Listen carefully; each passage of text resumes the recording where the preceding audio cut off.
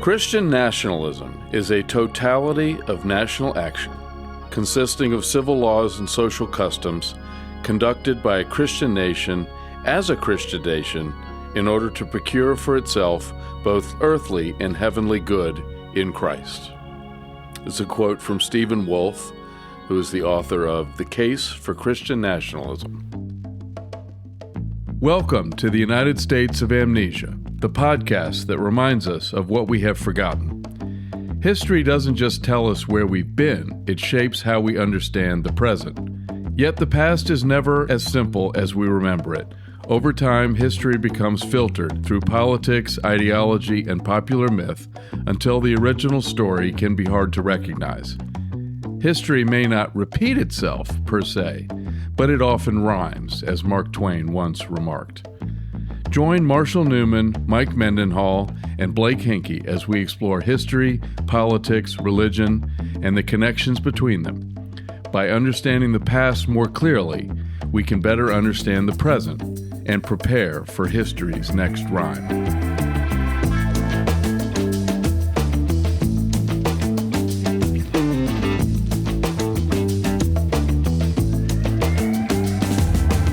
Our major thesis with this series is the United States a Christian nation? Was it founded as such? Was it intended to be such? Now, we've covered the founding intent in episode 301. We've covered the colonies and their histories in episode 302. We've covered the founding fathers and their beliefs in episodes 303 and 4. Now we're going to look at the period after the founding, after the Revolutionary War, after all the Constitution. Everything's been in place for a while. And in this episode, we're going to cover the Second and Third Great Awakenings. These were religious movements. In order to do that, I want to start with the idea of mythos and logos. Mythos and logos are two ancient Greek modes of understanding and explaining the world.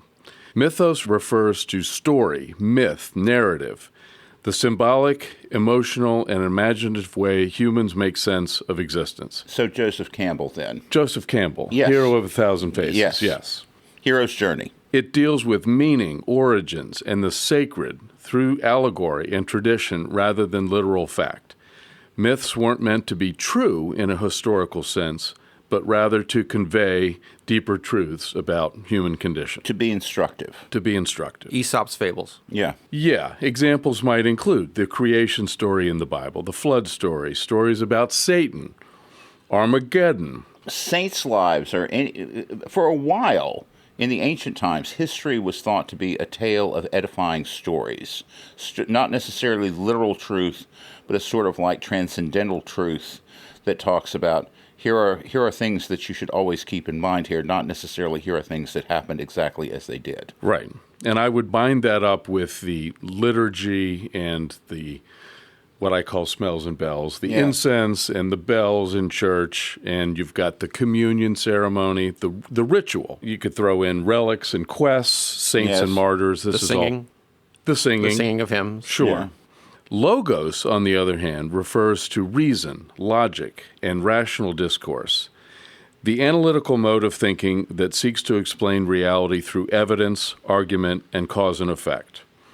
It's the root of words like logic and biology, and it became the foundation of philosophy and science, and I would argue that it was the main driver for the Age of Enlightenment. At least Age of Enlightenment thinking and philosophy. And definitely this was a reaction to what had happened before, in terms of like people spending a lot of time on the mythos aspect of religion in the 17th century and having all these religious wars and people being burned at the stake as witches and all of that kind of stuff. It got incredibly messy, and at some point people started thinking, there has to be a better way than this. You're right on, because it's a pendulum, and it does tend to swing. Well, and also I think you have to acknowledge that in the 17th century was a time of advances in science. The modern scientific method was coming to the fore at that time. Yeah. And the more you discovered scientifically, the less you had to rely on superstition and myth to explain the world around you. And that started to undermine at least some of the mythos, didn't it? Yeah. So the logos started to become more important in human thinking. And certainly, it would seem that the logos side of this is what was affecting the Founding Fathers to a great extent. Deist thinking, Christian rationalist thinking, as we talked about, or Christian deism, as we talked about in George Washington's case in a previous episode, right? That very much falls in the logos side of it, even if it doesn't completely discard some of the mythology. Right. Now, in ancient Greek thought, both mythos and logos were seen as complementary. The tension between them, story versus reason, feeling versus analysis, has shaped Western intellectual history ever since, from the pre-Socratics through the Enlightenment to today's debates about science and religion. So how did they square, though, the telling of stories which they knew were mythical with the use of reason?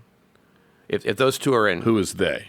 Well, the ancient Greeks who thought of this, right? I mean, in their time, you were saying that they saw value in both. Yes, but right? there was. But the one could contradict the other, so you do have to come up with some kind of way of saying that both have validity without contradicting each other directly. So what was that? Well, I mean, the thing is, we have to be careful about making broad, sweeping statements about whole cultures adhering and walking lockstep. So it sort of depends on the Greeks that you're talking to. But I would say, in general, the edifying tales that exist were thought to convey a higher truth than simply factual information. There is a part about reason with things, but if you go through and look at Plato's dialogues, there's all sorts of myths that they keep talking about that are just complete nonsense, but they're a way of explaining certain things. I mean, the whole idea that you have like round humanoid figures that are male, female, and bisexual, and basically the gods get jealous of these round humanoid figures and they shatter them into with bolts of lightning, and so people have to go seeking their other self over and over again. I don't think anybody would have thought of that as being logical, but I think they would have sought it as a higher truth where you're looking for the right person. And I mean, this is a notion that we see, even though this is something that we see in Plato in one of the dialogues there, that it's something the Greeks would say, yeah, that's kind of how life works, as opposed to like, that's a historical truth. And in ancient Greece, philosophy and science weren't two distinct disciplines yet. I guess they became that over the centuries in ancient Greece, but they actually originated as the same discipline. They separated later. And math, too, yes. With Pythagoras.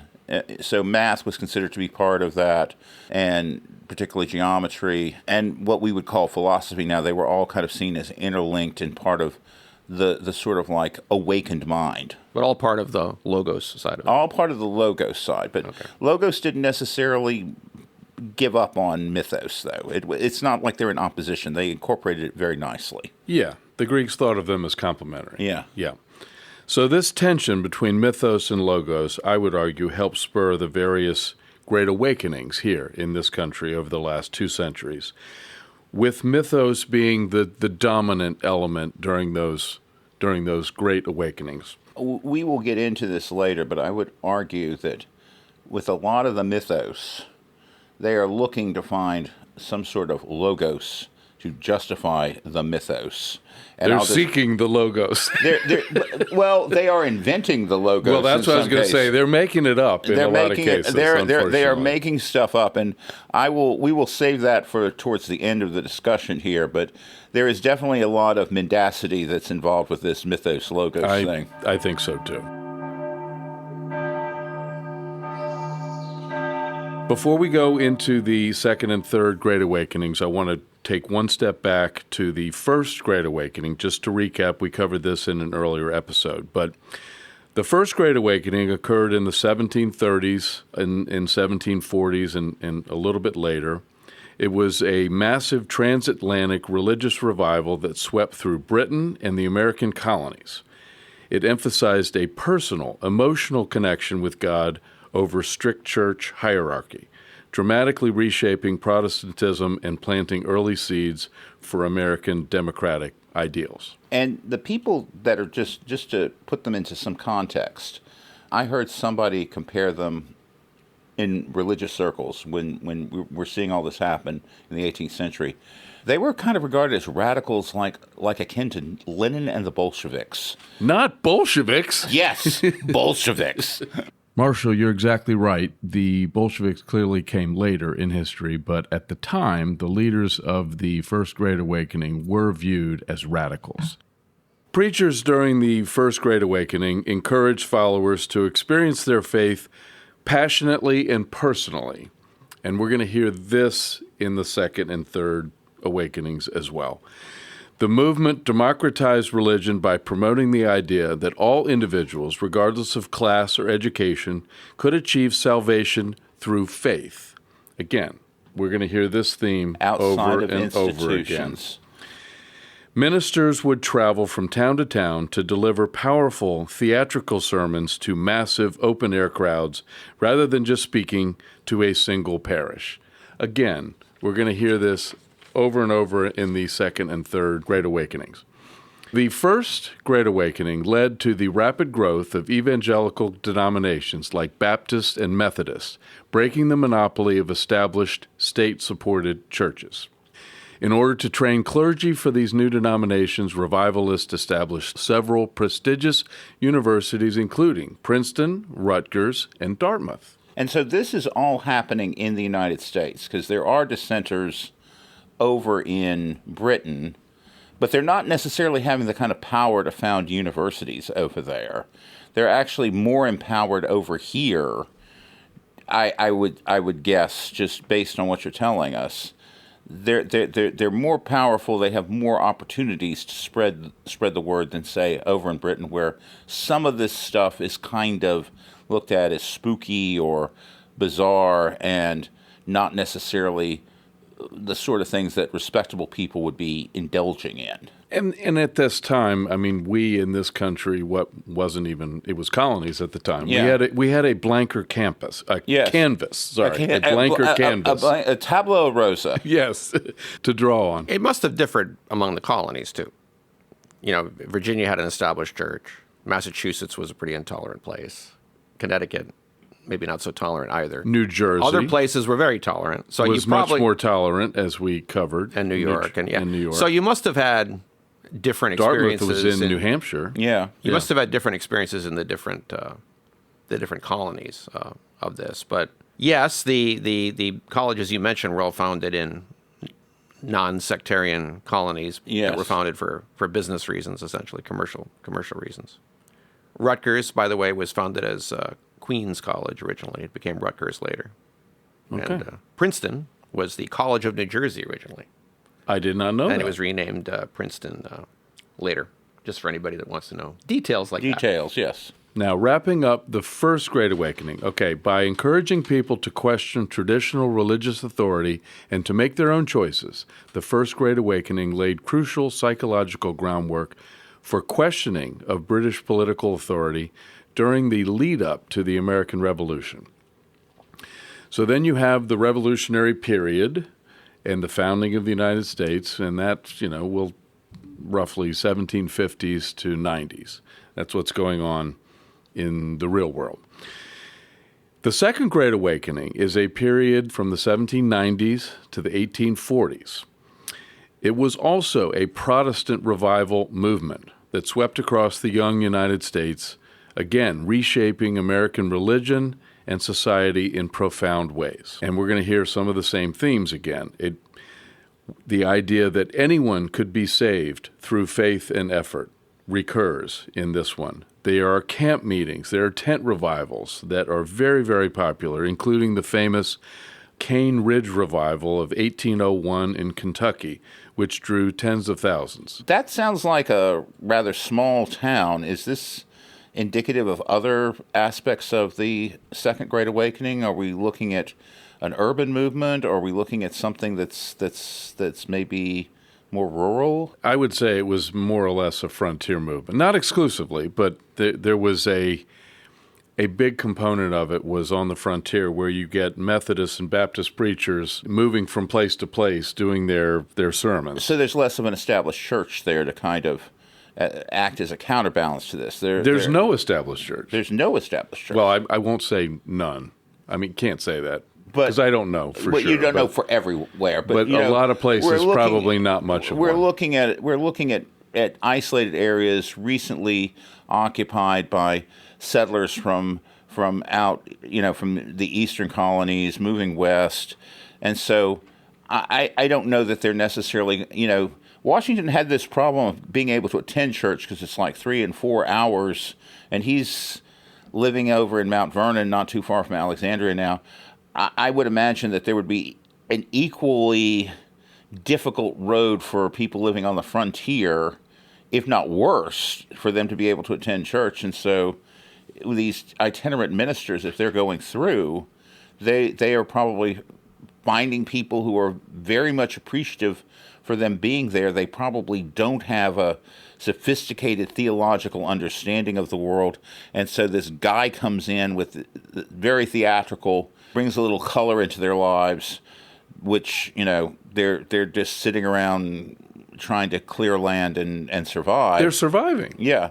And this is something extra added to it, and it also helps them. I think that And it may not just be a Western phenomenon, because what I mean when I say that is, you'll remember in the colonies episode, I kind of foreshadowed this, right? And I mentioned that in Delaware, how in southern Delaware in the 1790s, as the Second Great Awakening was starting to catch on, itinerant Methodist preachers had gone there, had won a lot of converts among both white settlers and African Americans, amongst people held in slavery there.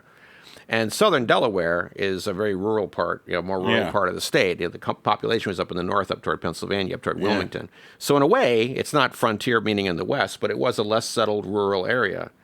So you kind of had, I guess what I'm trying to get at here is kind of was filling in the east as well. Yes. Some areas which were less settled, more rural, certainly less urban, if that's even a word you can use in those days. Little footnote here, too, is that there was a fellow named Black Harry Hosier.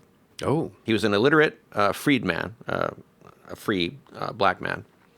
And he was active in Delaware. And in Chapelton, Delaware, he gave a sermon at Thomas Chapel in 1784. So this is in between the First and Second Great Awakenings, but the Second Great Awakening is about to begin. He gave this sermon, which apparently is quite famous. It was the first sermon ever to be delivered by a black preacher directly to a white congregation. Wow.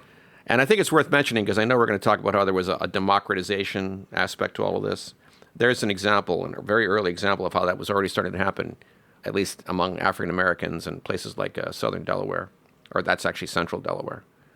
Rural areas. Rural I think areas, you're right. certainly. Rural areas for More sure. and more of this was happening. Now, Charles Finney became a very influential preacher in this period, especially in the 1820s and 30s, and he pioneered new measures like the anxious bench and protracted meetings. Now, I did look these up. what is an anxious bench? The anxious bench, and anyone who's been to a evangelical service will know what this is, but he actually had a pew in the front where he would bring people who were either known to be or thought to be sinners, or people who Sinner's Corner. might be questioning their faith, and he would put them in this pew and use the kind of peer pressure to get them to have an emotional conversion in front of everybody. So you might have the town drunk brought in and put Perhaps. in. Yeah. And it had to have worked because it continued to prevail as a practice. Well, it would certainly be, okay, just in terms of, let's just think about this as entertainment here. As entertainment, there's this huge dramatic element that's being introduced with something like this. Right. That, again, you don't have people sitting around watching House of the Dragon on HBO. This is almost like reality TV or something.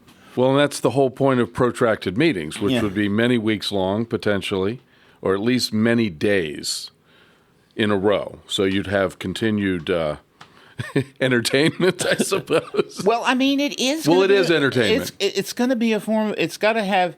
It was an emotional catharsis for a lot of these people. Which, again, think about what happens when you go and see a play or watch something dramatic.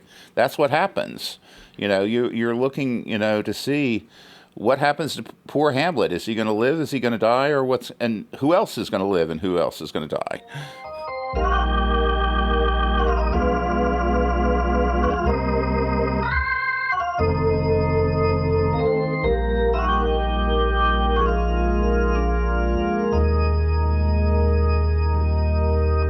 The Second Great Awakening had a large social impact. It fueled a wave of reform movements such as abolitionism, temperance, women's rights, which ultimately led to women's suffrage, Yes. And prison reform, all drew energy from the era's evangelical fervor. And these movements, though, we should note, there's a lot of crossover amongst them. Temperance and women's suffrage, they went together hand in glove. And then before the Civil War, a lot of the women that were at Seneca Falls, where the women's suffrage movement began, 1848, these women were involved in the anti-slavery movement as well. Lucretia Mott, Susan B. Anthony, they were all friends, with Frederick Douglass, who was definitely in favor of abolition. Apparently, the majority of converts during the Second Great Awakening were women. I did not know that. I'm just looking at an article here about that. It's not clear why that was the case. It seems reasonable, though, that because women lived in such a patriarchal society then, some would say they still do now, but let's leave it at back then. Well, they certainly were in a very patriarchal society. Yes.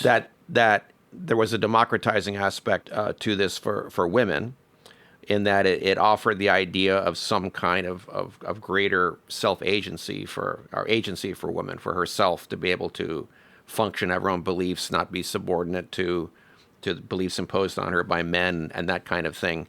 There were apparently some husbands who disapproved of this, and I'm sure there were. Yeah, in those days, apparently, especially in the South, that happened.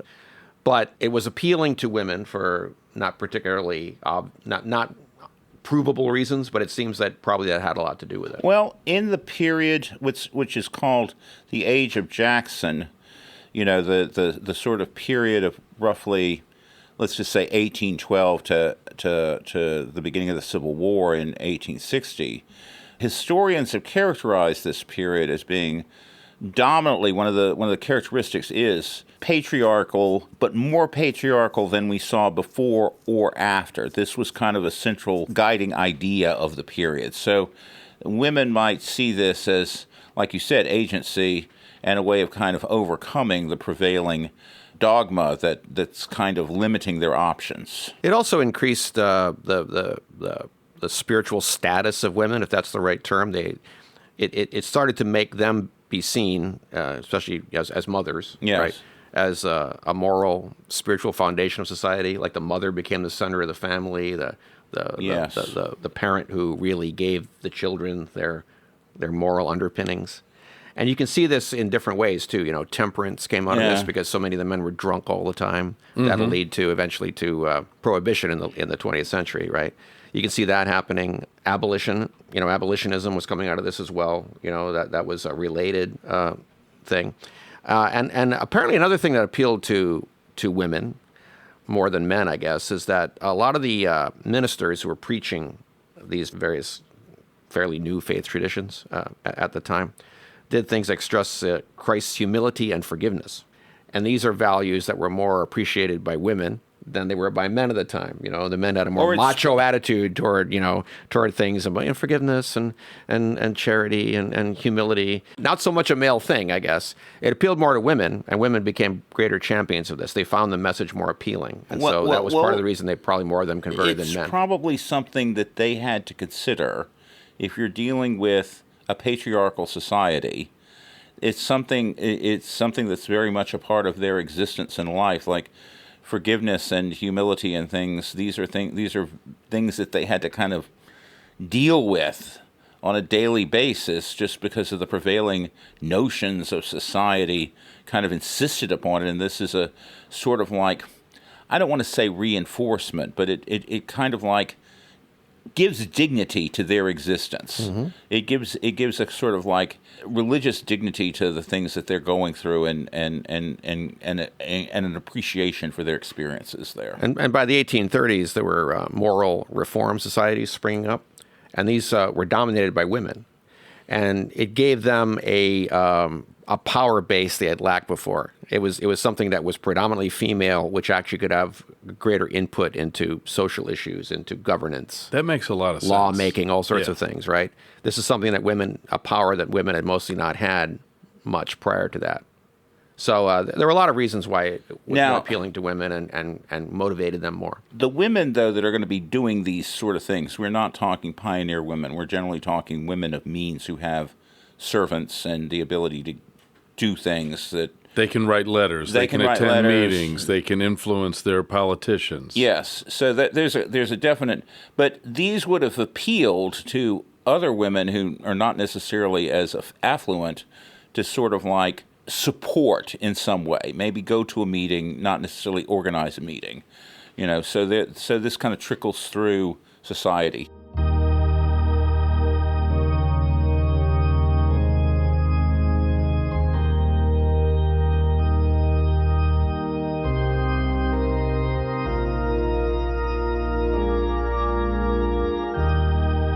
Now, the Second Great Awakening, again, we're talking in the 1790s to 1840s, also spawned new American religious movements, including the Mormons, that we're going to cover briefly, Adventists, like the Seventh-day Adventist, and the Restoration Movement. The Church of Jesus Christ of Latter-day Saints, Mormonism, was founded by Joseph Smith in 1830 in upstate New York, and it was one of the most significant new religions born in this era. So let's at least describe the movement. All right. So it's a very interesting movement and has a great deal to do with the settling of the West, because eventually the Mormons are going to end up in Utah. But Joseph Smith will have his revelations, and this is their belief system of the Mormon Church, that he received these golden tablets, and he was able to interpret them. And this forms the basis for the Book of Mormon, which is the basis for the Church of Latter-day Saints. Golden plates. Golden plates. The movement existed in an area that what we've described, what's been described as the burnt over area, where a lot of social reforms and religious reforms are occurring. That's in Western New York. In Western New York. And nobody seems to know why this area was particularly fertile for this. And I'll just challenge our listeners, if anybody has any ideas or knows of any sort of writings that can offer an explanation for this, I would be very interested to hear back on that point. In any event, the Mormons were kind of prescribed by society for one big reason, and this was the idea of polygamy. And this was something Joseph Smith felt that he was able to do according to the biblical revelations or the religious revelations that he had received.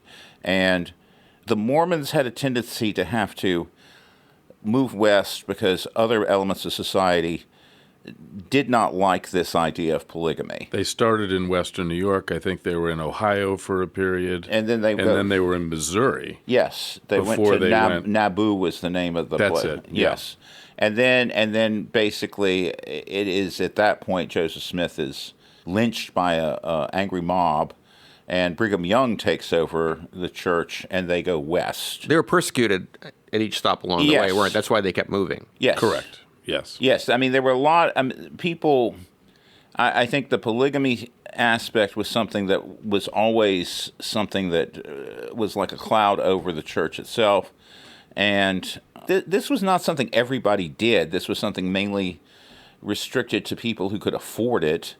And that's like the leadership in the Mormon Church at the time. But I mean, this is kind of part of the environment that we've seen has been fostered by not having an established church. You can come up with something like this, where you have reports of revelations in the modern era, where God speaks directly to a prophet, and people will believe this. Which is what some Christians will argue indicate that Mormonism is not Christianity, because you're accepting a prophet after Christ, and you're accepting biblical style, anyway, revelations that were written after the Bible, So you'll have people argue that they are not Christians. Well, but they would argue that, we are. We're the Church of Jesus Christ, but of Latter-day Saints. There are additional revelations that have come since then. There's actually a modern echo in this, because according to our Secretary of Defense, because that's his real name, his real title, not his made-up title, Mormons aren't Christians. And they basically came up with a whole hierarchy of religious groups that would be allocated chaplains, and representatives from Utah were very upset about this. Like, one of the senators was angry about saying that, yes, we are Christians. Unitarians also, Hegseth said, aren't even worthy of having any sort of like clerics, so they were written off as a kind of illegal religion, I suppose. But in Mormonism, my understanding too is, and tell me where I've gotten this wrong, but the Mormons claim that the lost tribes of Israel were in North America and the Pacific Islands as well. I don't know about Pacific Islands, but definitely North Pacific Islands long as well. Before Columbus. Yeah, and so they have a mission of educating, supporting these lost tribes. So I know it was in North America, but it also goes into Polynesia specifically. There is actually a branch of Brigham Young University on the island of Oahu in Laie. And when I was growing up, it was called Church College, but it was Mormon. Mm-hmm. It became affiliated with BYU. Now it's called BYU Hawaii. Mm-hmm. They believe that among the lost tribes are the different Polynesian peoples, the 7 Polynesian cultures. And so in Hawaii, you can go to something called the Polynesian Cultural Center, which is right adjacent to the campus up there.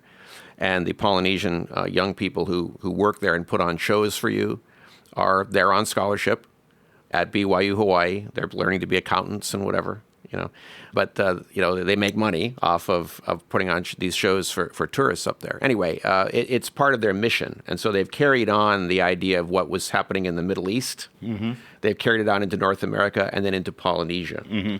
So it's just kind of an interesting aspect of their religious belief system. In addition, we had the beginning of Seventh-day Adventism, which grew out of the Millerite Movement. And the Millerite Movement was a 19th century Protestant revival led by William Miller, who predicted the literal return or advent of Jesus Christ in 1843 to 44, which did not happen. It was an annual event for them. But the followers of this movement reorganized into the Adventist Church. Yes, and I mean, this into the world stuff that he's preaching there. I mean, as I recall, they ended up going up to some mountain and they're like standing around waiting for Jesus to show up, and he never did. And eventually people got tired and they went home, and then... That was called the Great Disappointment. Yes, and I'm sure many were. Yes. We also have in this period, the Restoration Movement, in which Alexander Campbell and Barton Stone sought to strip away denominationalism and restore, quote, primitive Christianity, end quote, producing the Churches of Christ, Christian Church, and Disciples of Christ. And just again, this is in larger context. This is what everybody's trying to do here. Do away with the hierarchy and the structure. Yes, because there is a definite zeitgeist movement in, say, like roughly 17th century or even 16th century, beginning with the Reformation, that somehow or the other Christianity has gone down the wrong path, and we need to return to some sort of original Christianity. And what original Christianity is kind of open to a lot of interpretations, and we get Lutheranism, we get most Protestant movements are basically the underpinning idea is that we need to get back to basics.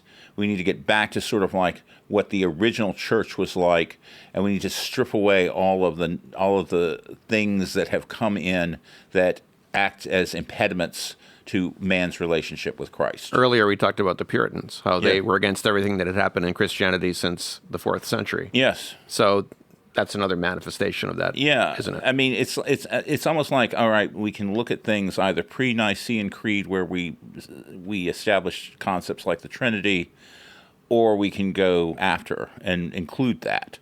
But that's kind of what's informing these sorts of movements here. We also have the rise of something called spiritualism, which is not a formal church, but a widespread movement focused on communication with the dead. Yes. Sparked by the Fox sisters in 1848 in New York. Yes, and they had like incredible joints, and they could make all sorts of noises that people, like with their, I'm not kidding, with their feet, with their hands, that people would assume were actually like ghosts or spirits that were there, and apparently they needed to see somebody about. They were eventually revealed as frauds, but this got very popular with the Civil War too. Okay. When people died, there was like any time that you have something like this, where you have a lot of people getting caught up in a war or something, spiritualism comes up. I mean, Mary Todd Lincoln, Crazy Mary there, she didn't necessarily have like a soldier relative die, but she had one of her children die. I know, very tragic. Yes. And she would have these spiritualists in the White House, and sometimes on the quiet with Lincoln, where she would like talk to her children who were dead, because she had lost two by this point, and this was just like she didn't really have much of a coping mechanism to deal with this, and so this acts as a coping mechanism. But previously, in earlier times, this would have been considered sorcery, Sure. black magic. But it's like, again, Witchcraft. But this is perfectly acceptable in certain corners, and nobody's going to be hauled off to be hung or burnt at the stake for going and seeing somebody who's doing table rapping and stuff. Right.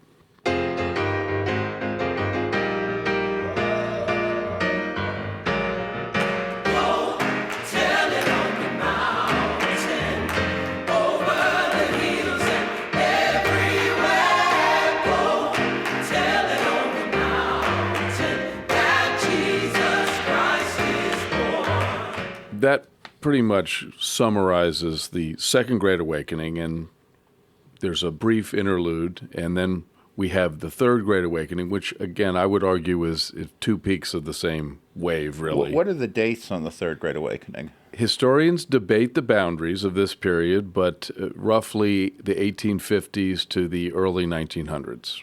Now, I'm just going to say that another backdrop to consider, along with people being in isolated communities and places where they're not isolated, things are changing hugely during this period. And Right. and particularly in the period after the Civil War, you're seeing an uprooting of a lot of established notions about how society should work here. And I would argue people are confused and people are upset about the old truths and verities disappearing, and they're what are we supposed to believe now here? And I think that might be fueling some of these movements. Well, you certainly have science advancing.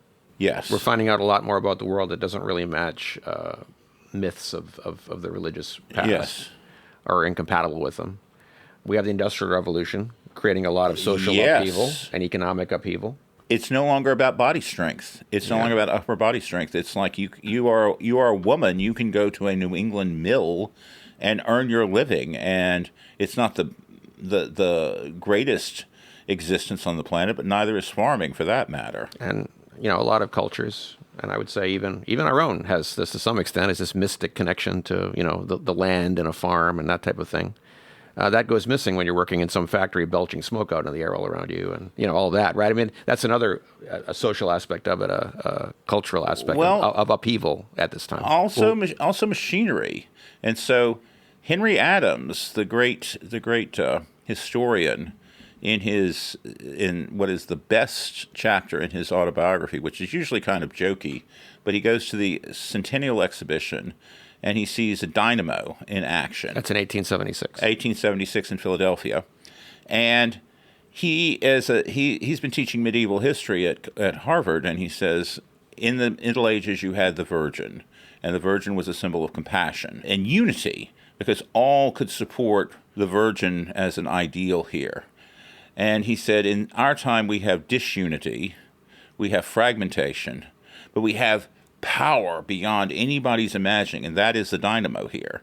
And so this analogy works very well at when he's like contemplating going to the Centennial Exhibition, but it also pays, we could say it's the Virgin and the microchip, or it's the virgin in AI.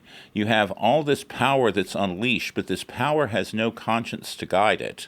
And there is no way that we have of being able to control these vast forces that we've unleashed. What does that do for human beings? And so human beings will look for something. And I think this is fueling this second and third Great Awakening. And I think, and let's not forget, too, we talked about this at great length in the America First series. You don't need to repeat all of it, but remember that there's a huge influx of immigrants to the United States at this time, of varying cultures and appearances and religions and everything else. And that was quite disruptive for a lot of people. America was changing tremendously in the second half of the 19th century because of all the new groups of people coming in and settling here. How do you make sense of the change? And how do you make sense of the change? This time gave rise to the social gospel movement, which argued that Christian ethics demanded addressing poverty, child labor, inequality, and urban squalor, not just individual salvation. So you've got these bigger picture, think, coming out of the Gilded Age. It's works. It's basically all about the importance of works as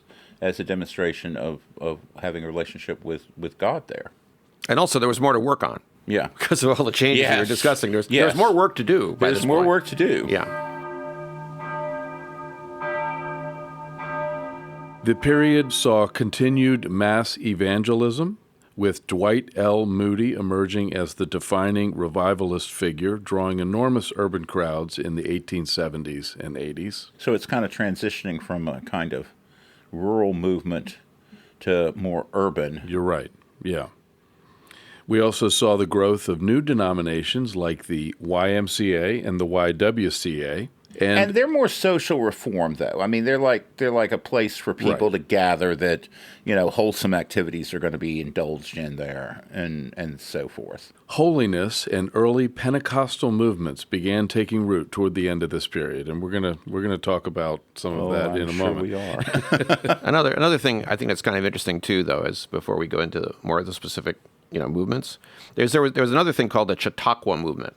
Yes. It wasn't explicitly religious, but it was kind of it was sort of the TED Talk of its day. Yes, it was. You would set up a tent, but it was a distinctly rural, nature-oriented kind of a movement. You'd set up a tent somewhere. People would come, put their money down, and you could see talks on all sorts of subjects.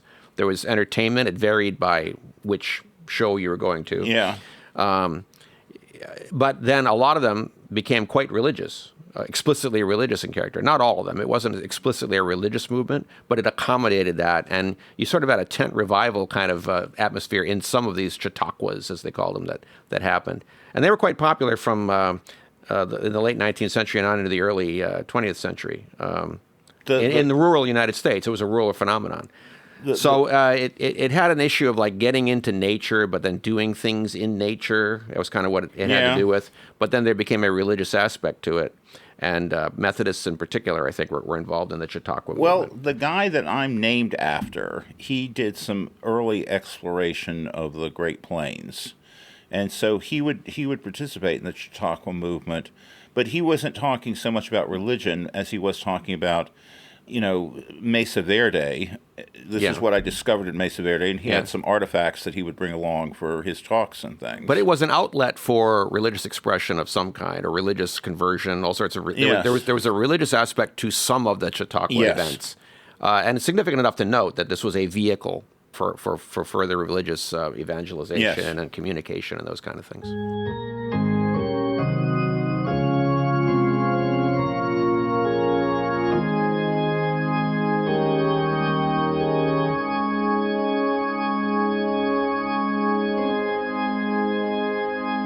In short, the Second Great Awakening, I'm taking a step back, democratized American religion and energized 19th century reform causes. The Third Great Awakening deepened the connection between faith and social justice, as we've been covering. And it's more urban, isn't it? Laying the groundwork for the progressive era. And yes, it's definitely more urban and less frontierish, rural centered. So it moves from faith into civil society, into public policy, into social issues. I'm not saying it's not faith-based, but you're going to continue to moves see into that. Temperance. Yeah. You're going to continue to see the women's suffrage, some of these, more rights-oriented, but you also see the poverty, child labor, inequality, urban squalor being wanted to be addressed in society. And I'd still say, okay, this is, you have faith as an element, but you also have works as well. And so this is works. This is basically people who are opting for that in an urban setting more so than what we're seeing in people who are having, transcendental religious experiences where God is talking to them or they are experiencing. I think there's still some of that. There is some of that, but I'd say that you have kind of like, do you have a lot of that in the social gospel tradition? I would think not, just because of its orientation. Maybe they could have revelations, but people are not going to be speaking in tongues about slum clearance. That comes a little later. Okay, we have some of that. The Third Great Awakening was very fertile ground for new religious movements, including Pentecostalism. I was going to get to that. Yes. Where you do have speaking in tongues. So at this time, we have the social gospel movement, which is probably more big picture societal reforms. And then you also have Pentecostalism, which was perhaps the most consequential development in the Third Great Awakening. But there's relationship between the two. Because they're both third Great Awakening, but they seem to have different priorities there. Different priorities. Whereas you've got social gospel is about maybe fixing the world, and Pentecostal... Create the kingdom of God on earth. Yes. By fixing social problems, perform, work for the public good, and create institutional change. Yeah. And then for Pentecostal, it's more like things like speaking in tongues and healing and having these profound spiritual experiences. The social gospel wanted to focus on solving, on applying Christian ethics to social problems. So they would be concerned about things like poverty, alcoholism, crime, racial inequality, child labor, poor working conditions, things like child labor. Yeah. So they were focused on social reform, the public good, whereas the Pentecostals criticized that.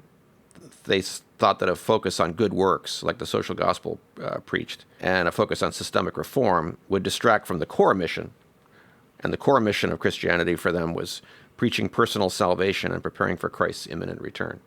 So the social gospel wanted to fix things in the here and now, the way I would summarize it. The Pentecostals were saying the here and now is a transitory thing. We need to focus on the afterlife and eternity and all that. We have to prepare for that. The end times are coming. The end times are coming. The Pentecostals are highly supernatural. They're a very conservative movement. Yeah. They emphasize speaking in tongues, faith healing, altar calls, laying on of hands, that kind of thing. Individual salvation. Very emotional approach to worship. Direct experience of the Holy Spirit. Yeah, and that, again, I would say, to get back to my original point, I would imagine if you are living somewhere and your life is rather drab, a trip to church is probably going to be better than Star Wars at this point. Right. Now, we also have the rise of the holiness movement, which was a break from Methodism, emphasizing John Wesley's doctrine of entire sanctification, a second blessing of grace. It produced denominations like the Church of the Nazarene and the Wesleyan Church. Mm-hmm. So what are they getting at then in those? I guess what I'm asking is, what does that mean?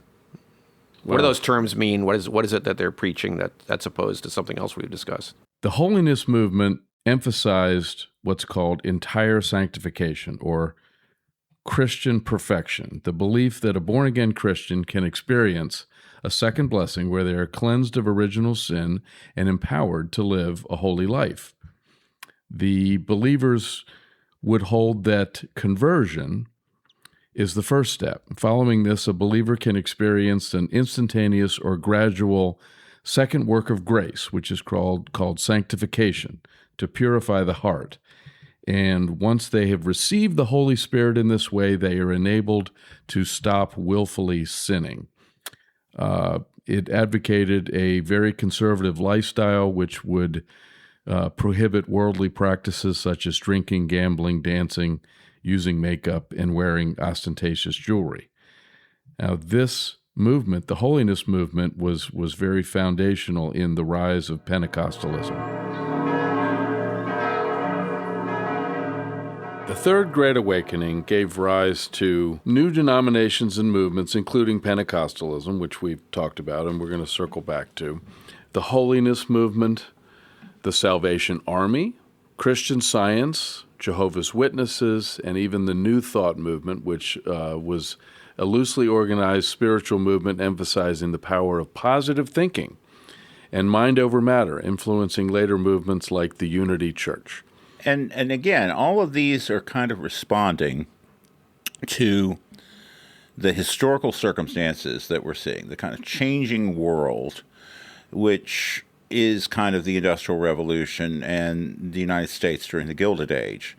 And some of them, say like the Social Gospel Movement, they're focusing on making the world a better place, correcting ills, salvation through works, so to speak. Right. And then you have groups like the Pentecostals and others who are more focused inwardly about achieving some sort of spiritual perfection in preparation for the coming end of days and the afterlife, which is their focus. I mean, it's kind of interesting. I'm just going to go off a little bit on a tangent with the social gospels. In the 30s, a lot of people would accuse Roosevelt's administration of being informed by Marxists. Most of the people that are big-time players in the New Deal are going to be people who are adherents or familiar with the social gospel movement. I went down in the valley to pray, studying about that good old way, and who shall wear the starry crown? Good Lord, show me the way. Both the Second and Third Great Awakenings followed a similar logic. Intense revivalism created spiritual energy that sometimes flowed outside mainline Protestant channels, producing groups that pushed beyond Orthodox Christianity in distinctive directions, whether towards new prophecies such as the Mormons, divine healing, Pentecostals, or metaphysical reinterpretation such as Christian Science and New Thought movement.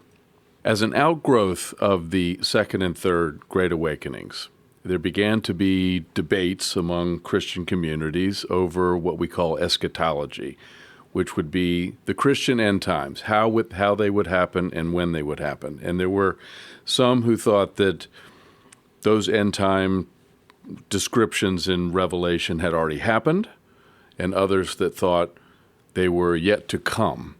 Some people will look at Revelation as a kind of metaphor for the times of, say, Nero, and say amongst people like Elaine Pagels, who has written on Revelation, she will say, this is all meant to be a portrait of the world at the time of Nero. And there's various references in there which people have interpreted, you know, the whore of Babylon, a beast with 7 backs. This is all Rome. This is the whore of Babylon is basically Nero's crazy nymphomaniacal wife. This would be first century? Yeah, this Nero, is like, century? like in the 60s. So just for context, Nero ruled Rome from 54 to 68 of the Common Era. And this was a very tumultuous time for both early Christians and Jews. The Great Fire of Rome occurred in 64, and Nero was widely blamed for that. And in the aftermath of the fire, he scapegoated the Christians and began to persecute them. And both the Apostle Peter and Paul, both of them were executed in Rome in the latter 4 years of Nero's reign. We don't have exact dates, but Peter was crucified upside down in Rome, somewhere between 64 and 68, and Paul is believed to have been beheaded in 67 or 68. This was a very, very fraught time for the early Christians, who were largely Jews at the time. They were known as followers of the Way, and they were followers of Jesus, but again, mostly Jews. At the same time, or 2 years later, in 70, Rome engaged in a war with the Jews, which included a siege of Jerusalem, 4 or 5 month siege of Jerusalem, that ended with Jerusalem falling, and the Romans burned the temple and other elements of the city. And ultimately, a couple years later, in 73 or 74, the last remaining holdouts of the Jews fell at Masada. They actually committed suicide rather than fall into the hands of the Romans. But that occurred in either 73 or 74. We're not exactly sure which. The point is that if the book of Revelation was written, in fact, to record these historical events in some manner, it is not surprising that the book was written in such allegorical, visionary terms and apocalyptic terms, because it was reflecting an enormously tumultuous time for early Christians and Jews. So first century. Revelation was written in the early 100s. Ish, Well, yes. Late 90s, early 100s. So one would think, and it was written by the author of John, one would think that these were revelations or visions of things that had already happened. Yeah. One would think that. And again, when people write these things in the 100s for the Bible, the period that they're reflecting is not the period that they're written in the sense that they're written later. Right. They're much written later later. in some cases. Right. Then they're not. They're mythos as opposed to Yes, logos. yes, aren't they? Yes. This is definitely mythos taking dominance. So Yeah. if you take the Nero idea, right? So Yes. these things happened in Nero's times in the first century. I'm going to write a story about that, a legend. I'm going to create a myth, a legend about that, which is instructive, Yes. which is more instructive or helps to instruct more than the logos side of it alone, describing the actual history alone. Yes. And that would be maybe a way of looking at it. If you do look at it that way, then your eschatology would be that this is all stuff that's already happened. But for others, like you said, Blake, It became, It's something it's that's gonna written happen in off in the such future. a mythological language and visions that you can interpret it as things to come, prophecy. Revelation almost didn't make it into the Bible. I was going to say that. Yeah. The Council of Nicaea. because you can interpret it in either way, you can see where these different eschatological differences came from. Anyway, And one idea came to dominate, to take root in Pentecostal circles, and this was the idea of the rapture and the millennial year reign. And this actually was spread widely in America through the Scofield Reference Bible, which came out in 1909, and I have my mother's copy of it right here. It embedded notes directly into the biblical text that became enormously influential in evangelical and eventually Pentecostal circles. Now, the word rapture comes from the Latin rapturo, which was a translation of the Greek harpezo, which means caught up in 1 Thessalonians 4:17. The doctrine holds that before or during a 7-year period of global tribulation, Christ will secretly and suddenly remove all true believers from the earth. This is the rapture. The dead in Christ rise first, then living believers are caught up to meet him. Those left behind face the reign of the Antichrist. Now, this is the tribulation period, Yes. which is not that long, 7 years. Yes. But you would, if you are left and you're not raptured out, then you might be tortured or killed, or Yes. both. And this does have if you buy into that, it's meant to be a powerful impact to be on the side of God's elect there. So you're not being tortured and you're not being it's an incentive. It provides the impetus to save souls. Yes. To go out and evangelize, Yeah, and send tell missionaries, because you never know when that's going to happen. Yes. Now, the 1,000-year reign is based primarily on Revelation 20, verses 1 through 6. And after the 7-year tribulation, Christ physically returns to earth. Satan is then bound for 1,000 years, so you get the 1,000-year reign. Christ then reigns on earth from Jerusalem with resurrected saints in a golden age of peace and justice. After the millennium, Satan is released briefly, and defeated finally at Armageddon, and the Last Judgment occurs. This is an example of mythos over logos, I would argue. But from a personal standpoint, when I was about 12, I began hearing these stories from my mother that the end times were coming, and she would point to events that were happening in the Middle East, and Israel's at war, and this is happening, and that I wanted to be raptured out. And I was being asked at 12. I didn't know any context for this, so it came rather abruptly to me. But I was explained all of this when I was a young man, so it kind of stuck with me. But one could argue that the events triggering the end times, I mean, you could pick any point in history just about and suggest that they're coming. I mean, I've been hearing this because I had more contact with more relatives than you did. But I have heard this since I was like 5 or 6, that any day now this is going to happen. And I feel like this is, we go back to the time with the Seventh-day Adventists, and in the 1830s, and this is when this starts to become popular, that this idea that the world is going to end. I mean, in some respects, this makes things very palatable to people.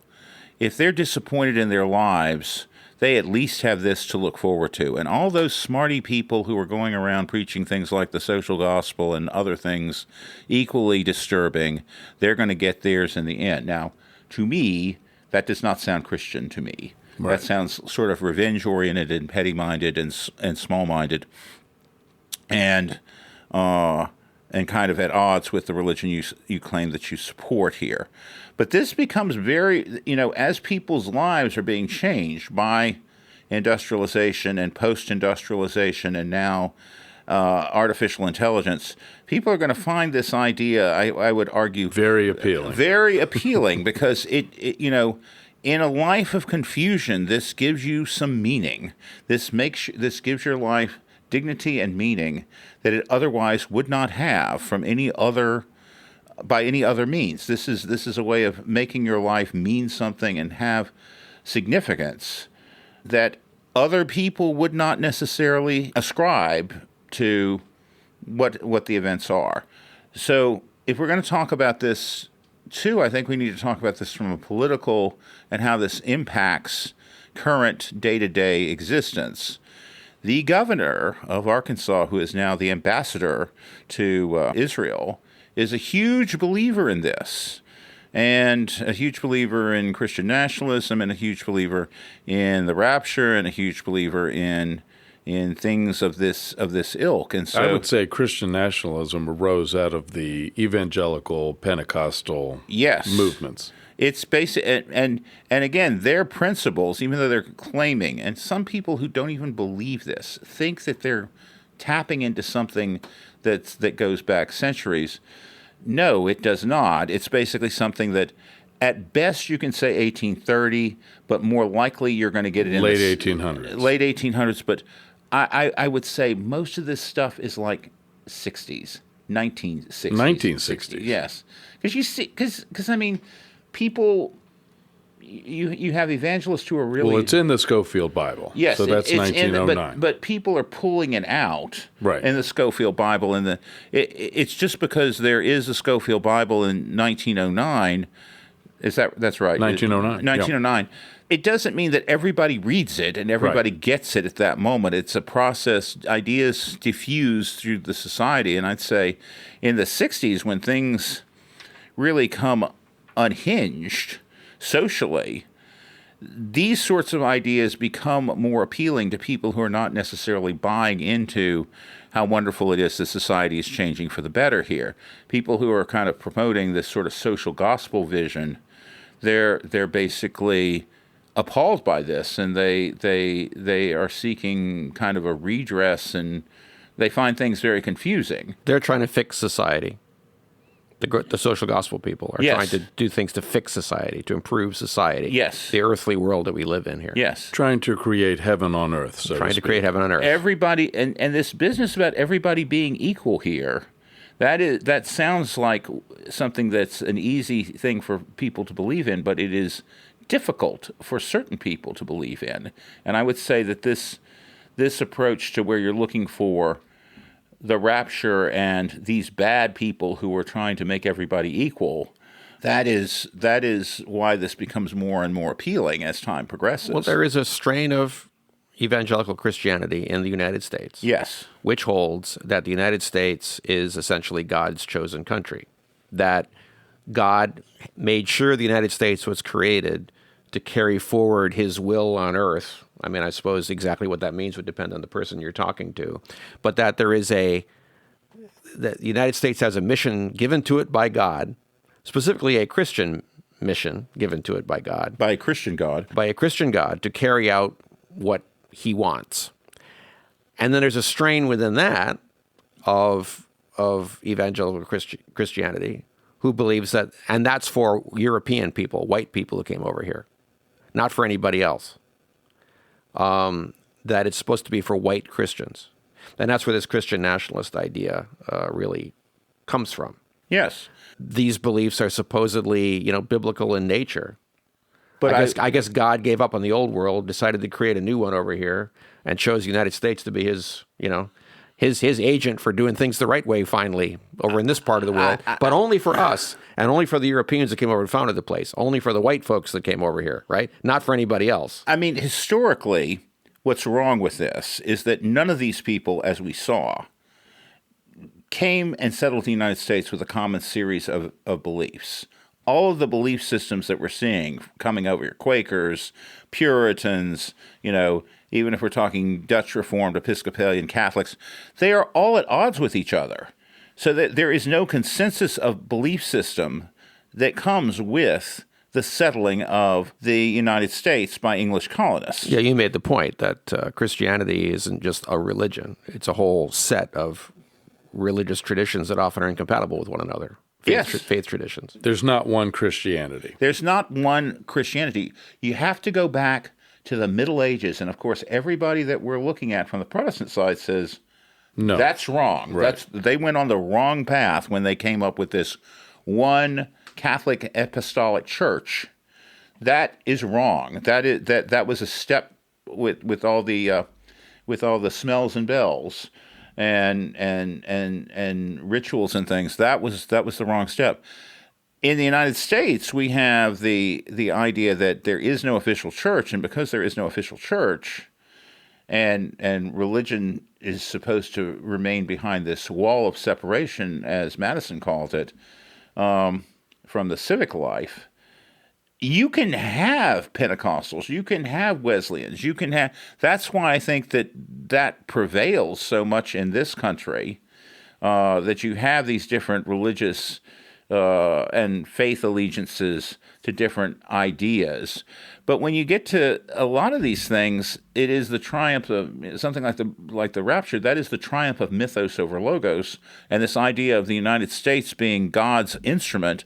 Show me where that, there is no doctrine, there is no moment where we have, God coming out of the sky and basically handing George Washington, golden tablets here and saying, okay, this is your mission, George, and this is the mission.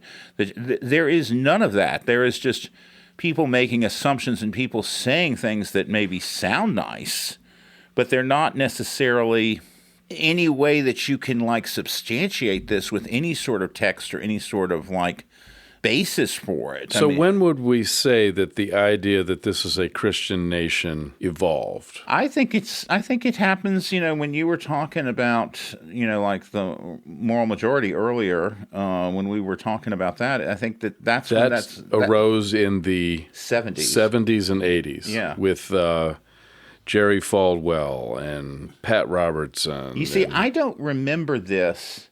I don't think I mentioned that on air. I think I was actually... that's what I meant when we were discussing this earlier. Yes. When we were discussing this. But it's like you have these people evolve here with this notion, but I don't remember growing up in Louisiana, that is an idea that had a lot of currency. I didn't hear that one either. I just heard about the end times. Well, I heard about the end times too. But, the idea was that, the idea that I heard was that there were all sorts of different religions, some of them Christian, some of them not. And this is Louisiana, I'm going to say. It's not Greenwich Village. And that all of them are worthy of respect and all of them are, should be treated equally here. And the idea that God has this particular mission for us, maybe some of that when I was a child, but it kind of involved Israel, as sort of like the establishment of Israel as a precursor to the end times and such. But that's not necessarily a mainstream idea for everybody. I mean, that is definitely, you get more into Pentecostal, you get more into like extreme Protestant elements that believe this. I mean, what's interesting about this, if you look at the sort of like interplay between, say, some of the more religious, less secular members of Israeli politics and the right-wing forces over here, there is stuff that the kind of Christian nationalists believe that one of the things that will happen if there is this apocalypse is that Judaism gets eliminated because they all convert at this point. That's part and parcel of this 1,000 years, that Judaism disappears after 2/3 of them are eliminated by the Antichrist, something that would make Hitler, mere 6 million seem like a drop in the bucket there, just to put some context into it. And so, in a sense, you have people who are Zionists who are supporting a movement that basically is looking for the elimination of Zionists and other people who are Jewish as part of their faith mission here. Again, that doesn't strike me as being terribly Christian. That strikes me as being kind of petty and revenge-minded, but that's just me. Oh, freedom. Oh, freedom. Oh, freedom over me. I think that we've gotten maybe ahead of ourselves a bit here, though, by focusing on that outcome now. Okay. And the reason I say that is I think if we rewind back now to the second and third great awakenings, the events of the 19th century, as opposed to always seeing them manifest in the 20th and 21st centuries, but in the 19th century, I think what we have to conclude is that the founders, with their Age of Enlightenment, deist, Christian rationalist point of view, gave us some aspects of the future America, in the sense that they gave us the separation of church and state. They allowed the freedom of religion. That was very important to them. They viewed it as important for civic tranquility. They thought that a religious underpinning was important. We went over that for moral teachings and that type of thing, without getting involved too much in all the denominational aspects or disputes of it. It really didn't matter as long as you had a moral. They wanted people to have a moral basis. But what they gave us was a very hierarchical society in many ways, didn't they? Our government was structures that everybody could, originally only white men could vote, I get, but I mean, the idea eventually was that everybody could vote. Not all white men could vote. And not even all white men, right? You had to be property and those type of things. Vote for what, too? Well, I know, but I'm just trying to say that there was an idea there of actually asking everyday people in the street what they thought about politics and giving them some kind of say in it. And it was only a fraction of what we would have today, but it was the start, okay? Yes. They gave us that, but then they had a lot of controls over it, didn't they? There was an electoral college to buffer the selection of the president from, the average man in the street in case he acted like a rabble, right? The U.S. Senate was appointed by the states up until 1916, because they wanted the Senate to represent the states, not the people. They wanted the House to represent the people, and on and on and on. There are a lot of things that they did. They allowed the retention of slavery. Yeah. They agreed that a black American was only 3/5 of a person. They agreed to that, right? And then they moved on.